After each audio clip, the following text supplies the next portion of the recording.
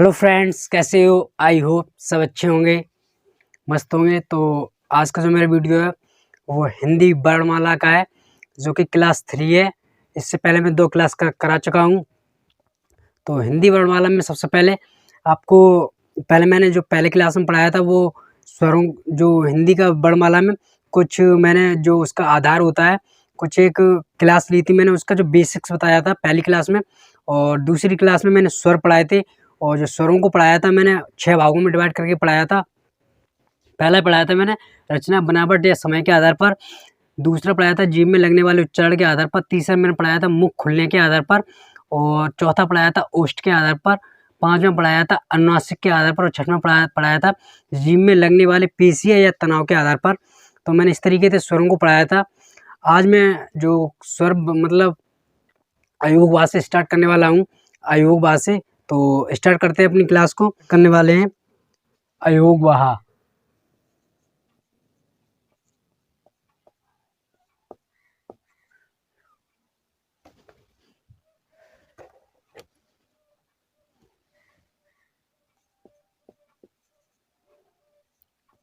अयोगवाह, जो कि अयोगवाह कुल कितने होते हैं? 2 होते हैं अयोगवाह। 2 होते हैं। कौन कौन से होते हैं? एक होता है अंग और एक होता है आहा। एक होता अंग और एक होता आहा। अगर हम देखें अयोगवाह को, अगर तोड़ के देखें, ये ऐसे अयोगवाह हैं जो स्वरों में तो नहीं आते हैं, लेकिन फिर भी स्वरों के साथ लेकर चले जाते हैं, उन्हें अयोगवाह कहते हैं। जो स्वरों में इनकी गिनती नहीं होती है, बट फिर भी स्वरों के साथ लेकर चले जाते हैं, अयोगवाह कहलाते हैं।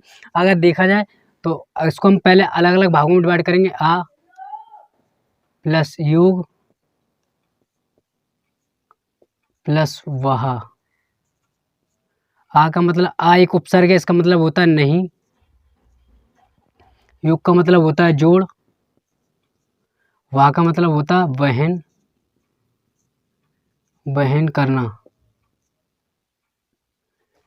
यानी कि जो स्वरों के जोड़ में नहीं होते हैं, जो स्वरों के जोड़ में नहीं होते हैं, फिर भी स्वरों के साथ लेकर चले जाते हैं, उन्हें अयोगवाह कहते हैं। पहला तो ये हो गया।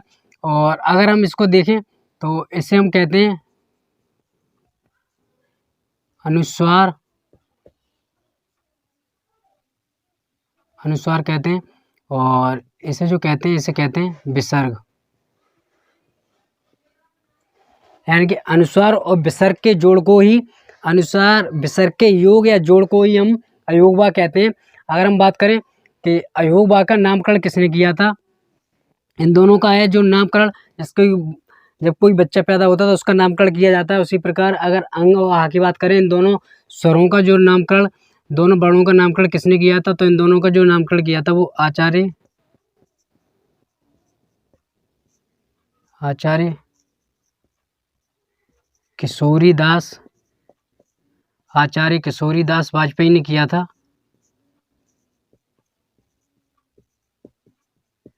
आचार्य किशोरीदास वाजपेयी ने किया, जिन्हें हिंदी का पाणिनि भी कहा जाता है। जिन्हें हिंदी का पाणिनि भी कहा जाता है। तो इस तरीके से अगर अयोगवाह की बात करें तो अयोगवाह को 2 भागों में बांटा गया है, अंग और आहा। तो अंग को कहते हैं अनुसार और आहा को कहते हैं विसर्ग। यानी अनुसार और विसर्ग के योग या जोड़ को भी हम अयोगवाह कहते हैं। अयोगवाह को अगर हम तोड़ें तो इस तरीके से आ, जो कि उपसर्ग है, जिसका मतलब होता है नहीं, योग का मतलब होता है जोड़, वाह का मतलब होता है वहन करना। यानी कि जो स्वरों के साथ नहीं है, यानी कि स्वरों के जोड़ के साथ नहीं है, फिर भी स्वरों के साथ लेकर चले जाते हैं, उन्हें ये अंग और आहा दोनों को कहते हैं। तो अगर क्वेश्चन में ऐसा आ जाए, इसका नामकरण किसने किया था? आचार्य किशोरीदास वाजपेयी ने किया था, जिन्हें हिंदी का पाणिनि भी कहा जाता है। ये किस लिए चले जाते हैं, अगर हम देखें इनको थोड़ा, तो ये अगर कुछ विद्वानों को मत है कि ये जो स्वरों में किस तरीके से चले जाते हैं, किस वजह से चले जाते हैं। तो अगर हम देखें तो इसका आ प्लस ना, और इसको अगर तोड़ें विसर्ग को तो आ प्लस हाँ। अगर हम बोले अंग, तो अंग में ना आ रहा है। तो अगर हम देखा जाए तो जो दोनों आ रहे हैं यहाँ इस तरीके से आ रहे हैं, तो इसके वजह से ये दोनों स्वरों में शामिल हो जाते हैं इसकी वजह से। तो अगर कहा जाए जो स्वरों में नहीं है फिर भी स्वरों के साथ लेकर चले जाते हैं, उन्हें अयोगवा कहते हैं। तो ये मैंने पूरा अयोगवा आपको पहले पढ़ाया है, इसको अच्छे से एक बार इसका स्क्रीनशॉट ले लीजिए। विकसित स्वर, दूसरा है आगत स्वर। आगत,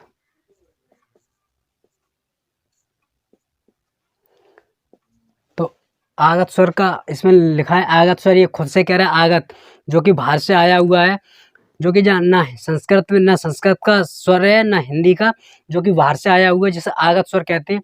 आगत स्वर कहते कैसे, जैसे मान लीजिए ये आ है,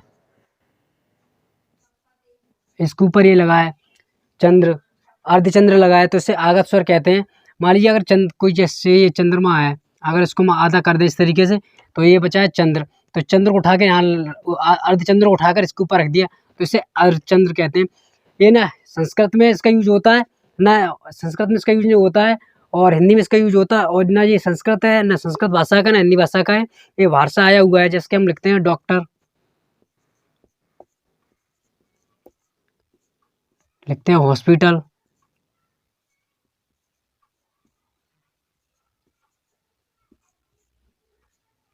लिखते हैं कि जैसे कि कॉफ़ी, लिखते हैं हॉट। ये शब्द आप लिखे होंगे तो आप देखते होंगे, ये जो शब्द होते हैं ये अंग्रेजी भाषा के हैं, जो विदेशी भाषा के हैं, जो विदेश से आए हुए हैं, ये हिंदी के नहीं है ना संस्कृत भाषा के, तो ये विदेशी शब्द हैं जिन्हें आगत स्वर बोलते हैं। उनका नाम भी लिखा है आगत स्वर, जो बाहर से आए हुए हैं उन्हें आगत स्वर बोलते हैं। तो मान लीजिए अगर इसके देखा जाए तो इसके जो, इसे क्या क्या कहते हैं, इसे कहते हैं, इसे ग्रहित स्वर भी कहते हैं, इसे आगत स्वर कहते हैं,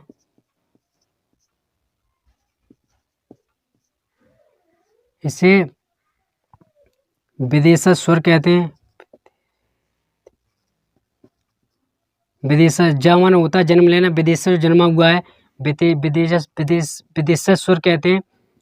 इसका और भी नाम है, अंग्रेजी स्वर कहते हैं इसे, अंग्रेजी स्वर कहते हैं इसे।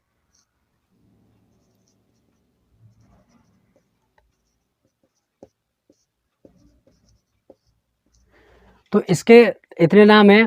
तो ये जो आगत स्वर है ये विदेशी भाषा से आया हुआ स्वर है, विदेशी भाषा से आया हुआ स्वर है ये, ना इसका ना ये हिंदी में था और ना ये संस्कृत में था। तो जो डॉक्टर, हॉस्पिटल, कॉफ़ी, हॉट, ये सब क्या है, अंग्रेजी भाषा के शब्द है, तो इसे ये आगत स्वर कहते हैं। इस तरीके से आप इसको देख सकते हैं।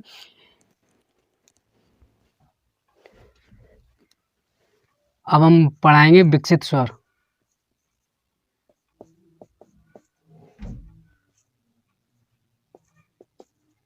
विकसित स्वर, विकसित स्वर जो कि हिंदी में, हिंदी के कुछ विद्वान थे जिन्होंने इसका विकास किया है, तो इसे विकसित स्वर कहते हैं। अगर हम इसका डेफिनेशन लिखें, हिंदी के विद्वानों ने इसका विकास किया, हिंदी के विद्वानों ने इसका विकास किया, विकसित स्वर कहते हैं। ये होता कौन सा है, तो ये जो होता है, ये वाला होता है। आप देखेंगे इसका संस्कृत में कहीं यूज नहीं होता है, इसका जितना भी यूज होता है वो हिंदी के अंदर होता है। तो इसका जो ये जो है कुछ ऐसे शब्द थे जो संस्कृत के, कुछ नहीं मतलब सारे के सारे जो स्वर और व्यंजन थे वो सारे के सारे संस्कृत के थे, वो सारे के सारे हिंदी में आ गए। लेकिन ये वाला आपको संस्कृत में कहीं देखने को नहीं मिलेगा। तो इसका जो विकास है वो हिंदी के विद्वानों ने किया है, इसका जो विकास है, तो इसे अर्धचंद्र बिंदु कहते हैं। तो इस तरीके से इसे विकसित स्वर भी कहा जाता है। तो अगर हम बात करें अगर हम बात करें इनके नामों, इसके नामों की, तो इसके नाम कई सारे नाम हैं। इसे अर्धचंद्र कहते हैं, अर्धचंद्र, अर्ध एस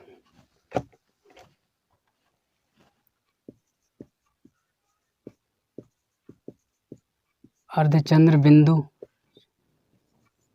इसे अर्धचंद्र बिंदु के नाम से अर्धचंद्र बिंदु स्वर कहते हैं। इसे नया सुर कहते हैं। इसे आधुनिक सुर कहते हैं। आधुनिक स्वर कहते हैं। इसे नवीन स्वर भी कहते हैं।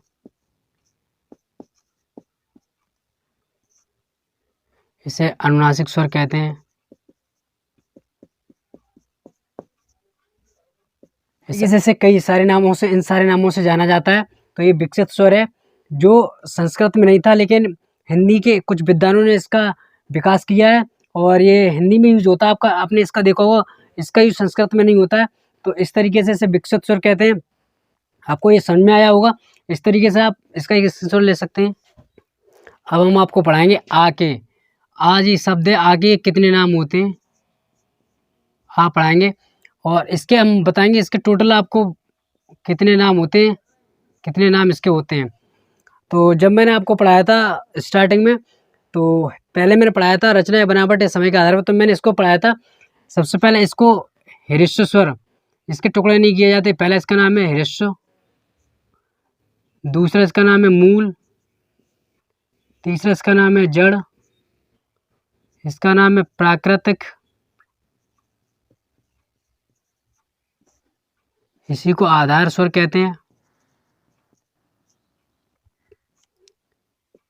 इसी को लघु स्वर कहते हैं,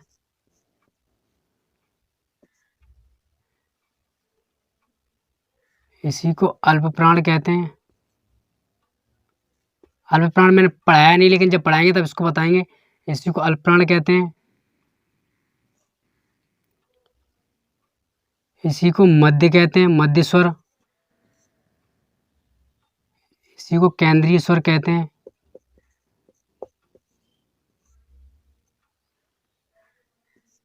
इसको कोमल कहते हैं या शिथिल कहते हैं, कोमल कहते हैं, शिथिल कहते हैं। पुष्प कहते हैं।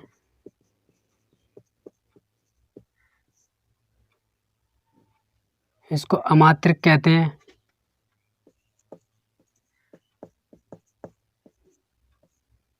अमात्रिक कहते हैं। इसे कंठ स्वर भी कहते हैं।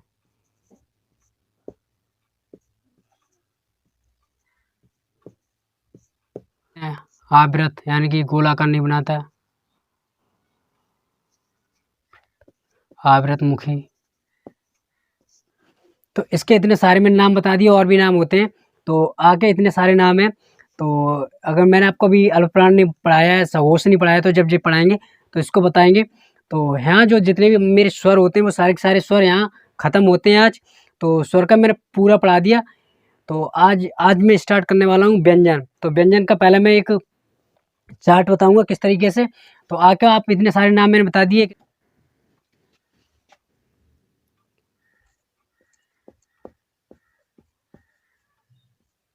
स्टार्ट करने वाला हूँ व्यंजन। तो व्यंजन को मैं पहले पूरा एक व्यंजन का मैं डिवाइड करके बताऊंगा किस किस तरीके से इसको बांटा जाएगा।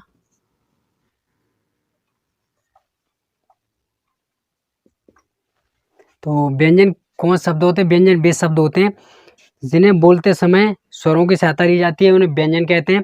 तो व्यंजन का पहला होता है व्यंजन का, इसका शब्द निर्माण कैसे हुआ। तो स्टार्ट करेंगे शब्द निर्माण।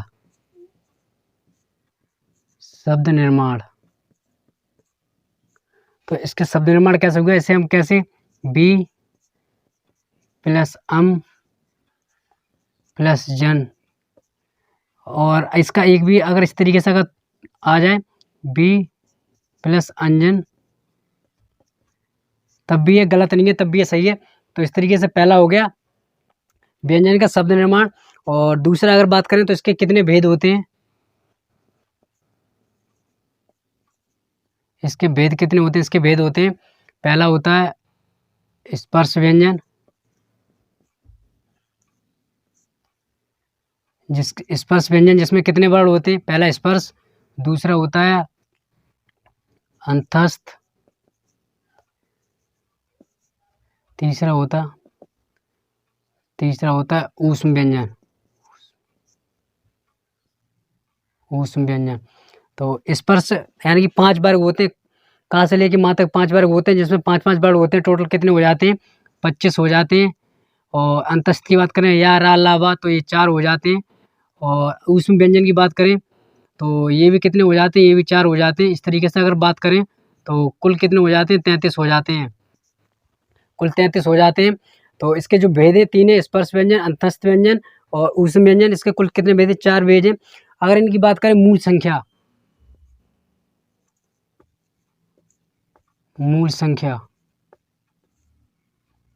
तो 25 ये हो गए, 4 ये हो गए अंतस्थ और 4 ऊष्म व्यंजन हो गए। 25 स्पर्श और अंतस्थ 4 और ऊष्म 4 हो गए। इसके साथ साथ में टोटल अगर इनकी बात करें तो इनकी जो कुल संख्या होती है वो 33 होती है। और 33 किसके साथ होती है? आचार्य कामता प्रसाद गुरु, इनके अनुसार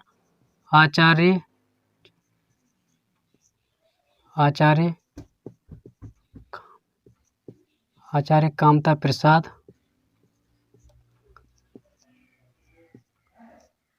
प्रकांड, हिंदी के प्रकांड विद्वान है, जिनके अनुसार इनकी संख्या 33 बताई गई है। आचार्य कामता प्रसाद गुरु के अनुसार इनकी संख्या 33 बताई गई है।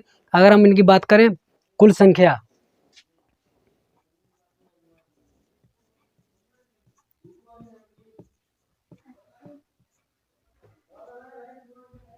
की बात करें तो 33 तो ये टोटल हो गए। इसके बाद में संयुक्त आ जाते हैं। संयुक्त की संख्या 4 है। 76 जो होता है ना, 76 ज्ञा और शरा, टोटल इनकी संख्या कितनी है? 4 है। उसके बाद अगर हम 4 संख्या ये और उसके बाद में द्विगुण,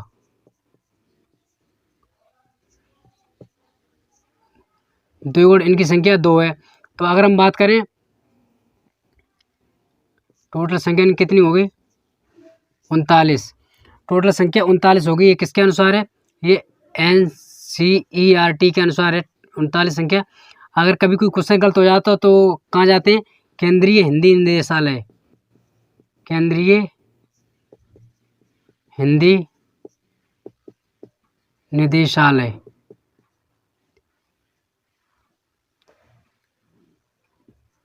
केंद्रीय हिंदी निदेशालय। तो इनकी जो कुल संख्या है 39 NCERT के अनुसार है।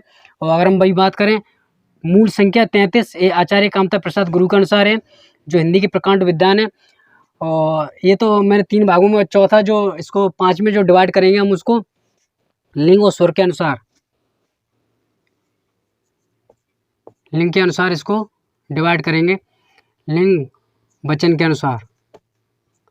तो लिंग की अगर बात करें तो ये कितने, यहाँ लिंग और वचन और स्वर, लिंग कितने होते हैं? तो हिंदी में 2 ही लिंग होते हैं, स्त्रीलिंग पुल्लिंग। वचन भी हिंदी में 2 होते हैं, एक वचन और बहुवचन। और अगर संस्कृत की बात करें तो संस्कृत में वचन 3 होते हैं, लिंग 3 होते हैं। तो यहाँ हिंदी में सिर्फ 2 ही लिंग का इस्तेमाल होता है। पहला होता है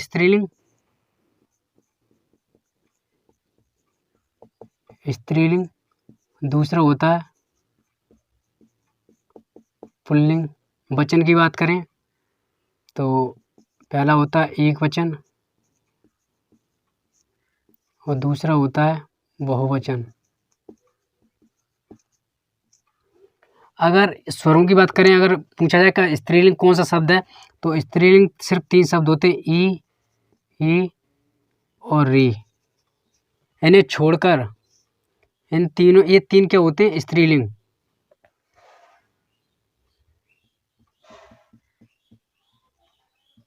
ये 3 क्या होते हैं? स्त्रीलिंग होते हैं। इन्हें छोड़कर लिख दे रहे, इन्हें छोड़कर सभी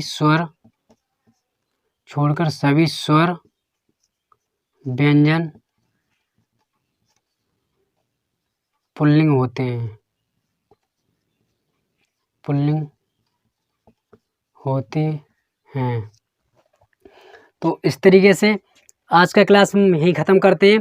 तो आज जो मैं आप इसको अच्छे से पढ़ लीजिए। तो आज जो मैंने आज की क्लास में जो पढ़ाया था अयोगवा, विकसित स्वर और आगत स्वर, तो मैंने वो 3 जो स्वर बचे थे वो पढ़ाए थे। उसके बाद आज जो मैंने स्टार्ट किया है व्यंजन का टॉपिक, तो व्यंजन को मैंने इस तरीके से डिवाइड किया है टोटल 5 भागों में। पहला शब्द निर्माण, बी प्लस अम प्लस जन से इसका इस तरीके से इसका टुकड़े हो जाते हैं। अगर इस तरीके से आ जाए संधि, तो इस तरीके से आप इसका अगर संधि पूछी जाए तो आप इस तरीके से बता सकते हैं। भेद, स्पर्श व्यंजन, इसके 5 भाग होते हैं, का से लेके माँ तक। तो टोटल उसमें 5-5 भाग होते हैं, टोटल 25 हो गए। अंतस्थ व्यंजन की बात करें तो 4, ऊष्म व्यंजन की बात करें तो वो भी 4 होते हैं। इनकी संख्या 33 है। मूल संख्या भी इनकी 33 है, जो कि हिंदी प्रकांड विद्वान आचार्य कामता प्रसाद गुरु के अनुसार कुल संख्या इनकी कितनी है? कुल संख्या 33 है। अगर संयुक्त की बात करें, संयुक्त 4 और द्विगुण की बात करें तो 2, टोटल 39 हो जाती है। किसके अनुसार है? NCERT, जो कि हिंदी केंद्रीय निर्देशालय होता है, उसके अनुसार होती है। अगर हम वही बात करें लिंग वचन स्वर, तो लिंग वचन स्वर, जो कि अगर लिंग की बात करें तो हिंदी में 2 लिंग होते हैं, स्त्रीलिंग पुल्लिंग, और वचन की बात करें तो एक वचन बहुवचन। अगर वही बात करें, अगर ये पूछा जाए स्त्रीलिंग शब्द कौन से होते हैं, तो ई और री स्त्रीलिंग होते हैं। इन्हें छोड़कर सभी जितने भी स्वर और व्यंजन होते हैं सारे पुल्लिंग होते हैं। तो आशा करता हूँ आपको वीडियो पसंद आएगी, और वीडियो अगर पसंद आए तो वीडियो को लाइक कर देना और चैनल को सब्सक्राइब कर देना। और जितने भी हिंदी जिस भी एग्ज़ाम प्रिपरेशन कर रहे हो, जिस सब्जेक्ट में हिंदी आती हो, जिस भी एग्ज़ाम में हिंदी आती हो, तो हिंदी के जितने भी आप उसमें क्वेश्चन आते हैं, तो हिंदी की सारी प्रिपरेशन मैं कराऊंगा यहाँ आपको अपने यूट्यूब चैनल के माध्यम से। तो मेरे चैनल का जो नाम है दीपक लर्न लाइफ है, इसको सब्सक्राइब कर देना। तो जितने भी आपके फ्रेंड्स हों उन सभी तक ये वीडियो शेयर कर दीजिए, ताकि उनको भी ये हिंदी का जो टॉपिक है उन्हें मिल सके अच्छे से, वो भी समझ सकें। Thank you so much, wish you all the best.